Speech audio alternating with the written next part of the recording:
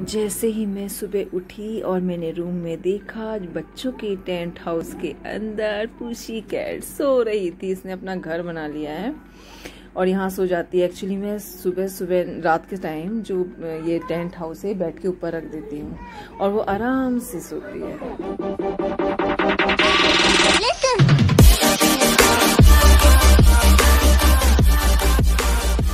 Friends, मैं आपकी दोस्त दीपिका फ्रॉम उत्तराखंड। कैसे हैं आप सब? आई होप अच्छे होंगे। आज थोड़ा घर का माहौल ख़राब सा है। घर क्या ख़राब है, हमारे घर के ठीक सामने एक आशु भैया थे। आज अचानक सुबह सुबह उनकी डेथ हो गई। मतलब कल मेरे हस्बैंड मम्मी को जो लूज़ मोशन हो रहे थे, सही नहीं हो पा रहे थे, तो मेरे नंदोई उन्होंने भी कहा कि जो डॉक्टर है जिनको तुम ट्रीटमेंट कर रहे हो उनसे पूछो कि कौन सी दवाई खानी चाहिए। जब हल्की दवाई से हो नहीं पा रहा तो मेरे हस्बैंड शाम को गए थे। तब जब वो मम्मी की दवाई लेने के लिए डॉक्टर से पूछने के लिए गए, तब नीलकंठ में ही उन्होंने उनको देखा। वो बेंच में लेटे हुए थे और जो उनकी सिस्टर्स थी उन्होंने बताया कि इनकी तबीयत इतनी ख़राब हो रही है, थोड़ी हार्ट प्रॉब्लम भी है। लेकिन वो कह रहे थे कि डॉक्टर एडमिट करने से मना कर रहा है। वो कह रहे हैं कि आप कहीं और जाएं। तो वो सेंट्रल हॉस्पिटल ले गए और सेंट्रल हॉस्पिटल वालों ने भी शायद जितने भी उन्होंने मतलब टेस्ट कराए थे फिर दोबारा से करे और लगभग 10:30-11 बजे इन्हें घर भेज दिया।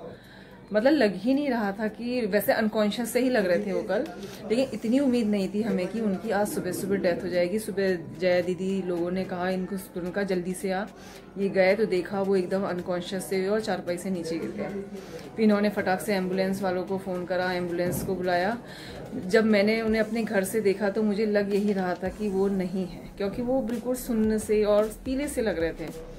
लेकिन फिर भी उन्हें हॉस्पिटल ले गए, लेकिन वहाँ से वापस बॉडी आ गई। फिर दीदी से मैंने पूछा तो दीदी ने कहा कि डेथ हो चुकी है। मतलब अचानक ही ऐसा हो गया जिसने सोचा नहीं था कि ऐसा हो जाएगा। वैसे उनकी मैरिज नहीं हुई थी और मम्मी पापा हैं, सिस्टर्स हैं और बेटे वो एक ही थे और उनकी भी डेथ हो गई आज। और स्थिति इतनी ख़राब थी, मतलब कोई कंधा लगाने को तैयार नहीं था, कोई घर नहीं आ रहा था।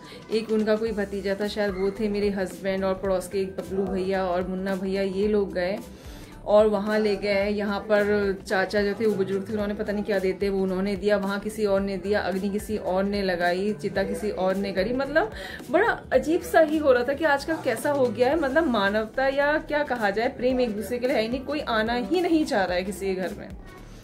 मतलब वो भैया जो आशु भैया थे, चाहे जैसा भी नेचर था उनका, लेकिन वो किसी के मरने में हमेशा जाया करते थे और उसी गाड़ी में चले जाते थे जिसमें अर्थी को ले जाया जाता है। और आज उनके मरने पे कोई ऐसा माहौल है कि कोई मतलब रानी बाग तक जाने के लिए तैयार नहीं था। मतलब यही चर्चा हो रही कि सच में वो सबके उसमें जाते थे और उनके उसमें 4 लोग खड़े नहीं थे आने के लिए। कैसा माहौल हो रहा है। तो आज तो पूरा वैसी सन्नाटा है और इस घटना के बाद तो और ज्यादा माहौल अजीब सा हो गया है। बस शाम के 5:30 बज गए हैं। मम्मी को थोड़ी मोशन कम हुए आज, तो मुझे भी लग रहा था मुझे पहले ही चले जाना चाहिए था मम्मी के लिए दवाई लेने के लिए। मम्मी इतना परेशान हुई क्योंकि उन्होंने शायद तेज़ दवाइयाँ दी हैं, 2 दिन की दे रखी है, कल बताएंगे फिर उनको, वरना मेरे हस्बैंड फिर से जाएंगे और दवाई लेकर के आएंगे। मम्मी के लिए मैंने दलिया बना दिया है, ऊपर जाती हूँ। मेरे हस्बैंड कह रहे थे साथ शायद न्यूट्रीला बना रही है, न्यूट्रीला आलू और एक सब्जी शायद घुइयाँ बन रही है। मैंने कहा ये मैंने गैस बंद कर दी है और सॉरी इंडक्शन में बना रही हूँ और ऊपर अब जाती हूँ खाना बनाने के लिए, आटा वगैरह गूंथती हूँ।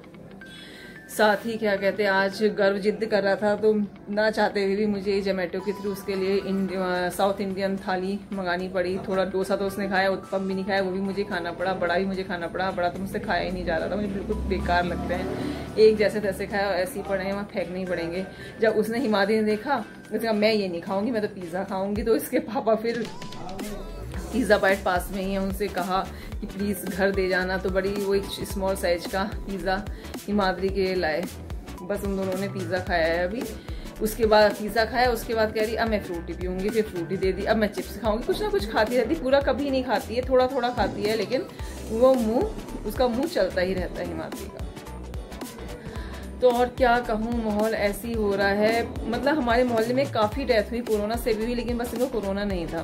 लेकिन फिर भी लोगों को पता नहीं, डर लग रहा है कि हार्ट फेलियर हुआ, हार्ट प्रॉब्लम ही कहीं किस कारण से हो गया होगा। और थोड़ा लोग कह रहे थे थोड़ी दहशत, इनके पापा की शायद तबीयत खराब थी तो ये हॉस्पिटल ले गए थे सुशीला तिवारी, वहाँ पर शायद उन्होंने कुछ डेड बॉडीज वगैरह देखी, तब से थोड़े से अजीब से हो गए थे, शायद मन में बहम जैसा हो जाता है ना, कहते हैं बहम का कोई इलाज नहीं होता है, तो वही समझ लीजिए मुझे यही लग रहा कि बहम सा हो गया, घर में अंदर ही अंदर घबराहट, मुझे कुछ ना हो जाए, मुझे कुछ ना हो जाए करके इनको हार्ट प्रॉब्लम हो गई और आज उनकी डेथ हो गई।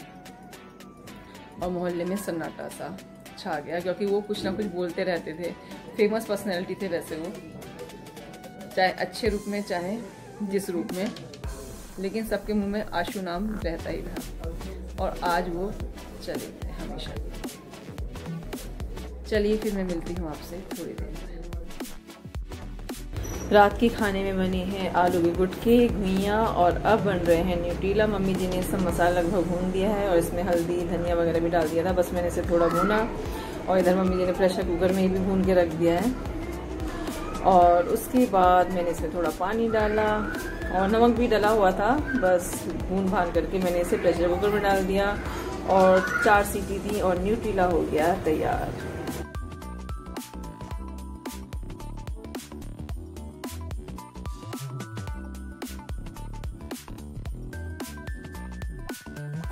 हिमाद्री चला रही है साइकिल और भाव्या स्लाइडर में स्लाइड कर रहे हैं।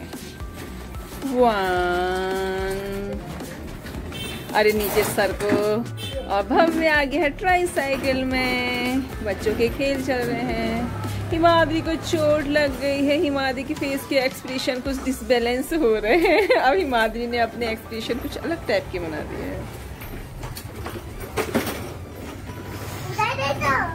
दिखाओ मेरी तोतरी लड़की, इधर देखो, पता नहीं कब साफ बोलेगी, क्यों बोलने लगी मुझे तो समझ नहीं आ रहा, हम तो सुतलाते ही नहीं थे, फिर उसके बाद भी ऐसे बोल रही है। अब स्लाइडर छोटा हो गया हिमाद्री के साथ।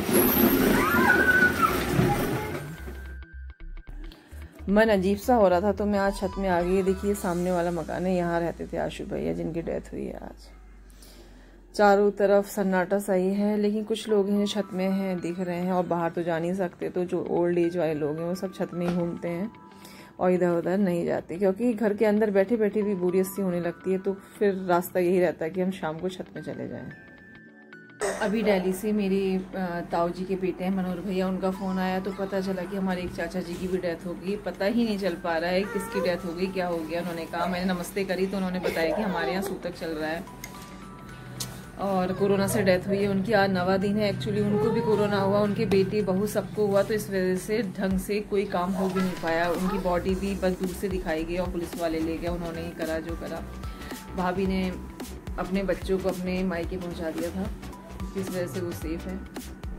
अब सही हो गया, उनका क्वारंटाइन पीरियड भी ख़त्म हो गया है और आज से 9वें दिन से आज मतलब तिलांजलि जो दी जाती है वो देनी शुरू कर दी है। तो भैया ने आज फ़ोन करा कि मम्मी को बता दो, मम्मी की मतलब देवर की डेथ हुई है। मम्मी एकदम पहचान भी नहीं पा रही होगी, याददाश्त मम्मी कमी हो गई है।